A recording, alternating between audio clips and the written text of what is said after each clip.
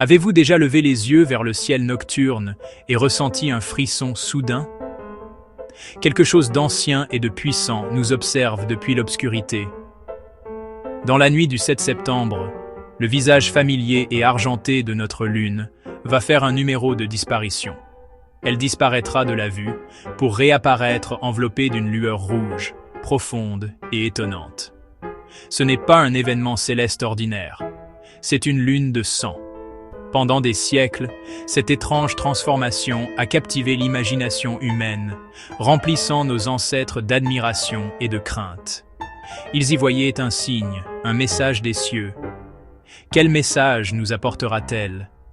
Quel secret ce spectacle cramoisi recèle-t-il? L'univers est sur le point de donner un spectacle, et vous avez une place au premier rang. Qu'est-ce qui transforme notre douce lune en cet orbe ardent et sinistre?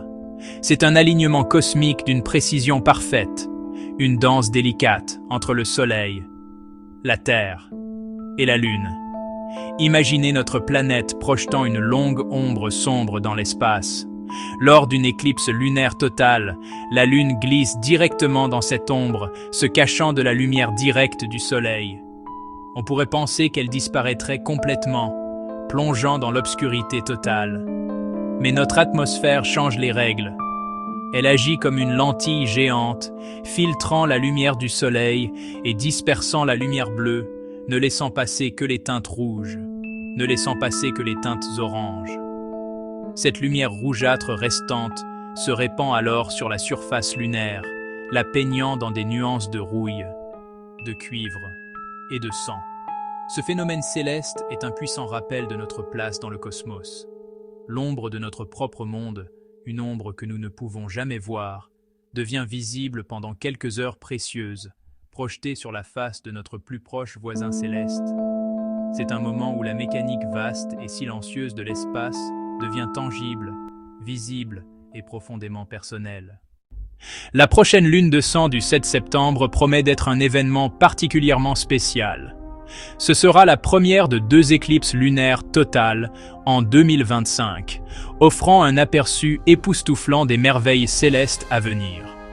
Au fur et à mesure que la lumière de la Lune s'estompe, les étoiles qui l'entourent apparaîtront avec une clarté étonnante, révélant la Voie lactée dans toute sa splendeur. C'est votre chance d'assister à un spectacle rare et profond. Un moment où le ciel lui-même semble retenir son souffle et révéler une vérité cachée. En moyenne, il y a environ 2 éclipses lunaires d'une sorte ou d'une autre chaque année. Cependant, toutes ne sont pas de la spectaculaire variété de lunes de sang. Cette limitation géographique rend le fait d'en voir une depuis votre propre jardin une opportunité vraiment spéciale. Parfois, l'univers aime jouer des tours. Au lieu d'une seule lune de sang, nous en avons une série. Ce phénomène céleste rare est connu sous le nom de tétrade lunaire. Certains siècles n'en ont pas une seule. Par exemple, il n'y a eu aucune tétrade lunaire entre les années 1582 et 1908. L'éclipse à venir du 7 septembre 2025 est en fait le début d'une autre de ces séquences rares. C'est une loterie cosmique et nous venons de gagner un billet pour voir non pas un, mais une série de ces événements incroyables se dérouler. Le terme lune de sang n'est pas seulement un descripteur scientifique, c'est un nom imprégné d'histoire, de mythes et de prophéties. Une lune prenant la couleur du sang était rarement considérée comme un bon augure. Pour de nombreuses cultures, c'était un signe de malheur. Guerre, famine, la colère des dieux. L'un des exemples les plus célèbres nous vient de Christophe Colomb. En 1504, lors de son 4e voyage, lui et son équipage furent bloqués en Jamaïque. Face à la famine, Colomb les avertit que son Dieu enlèverait la lune et la peindrait de la couleur du sang. Les chefs terrifiés supplièrent Colomb de rendre la lune. Une autre lune de sang célèbre est associée à la chute de Constantinople en 1453. Pour les défenseurs désespérés de la ville, ce fut un coup psychologique dévastateur.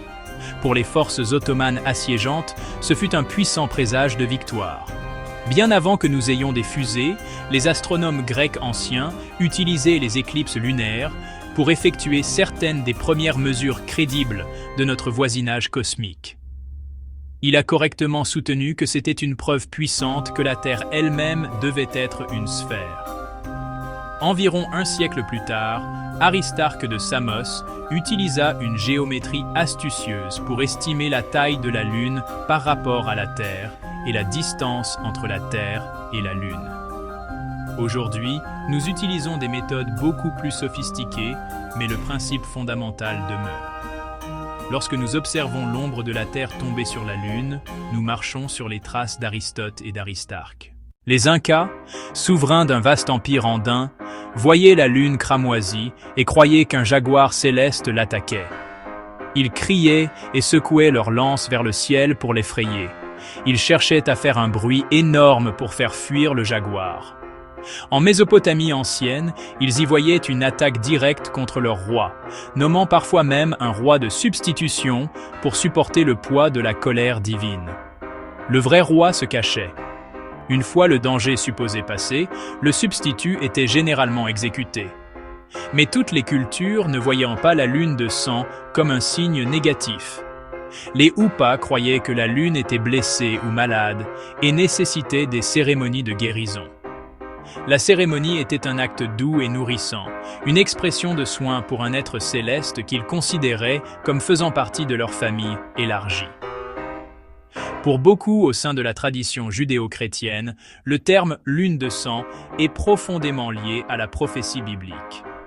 Le soleil se changera en ténèbres et la lune en sang avant l'arrivée du jour grand et terrible de l'Éternel.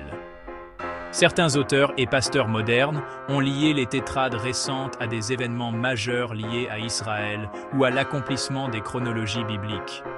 Cela transforme un événement astronomique en un moment spirituel profondément personnel et urgent.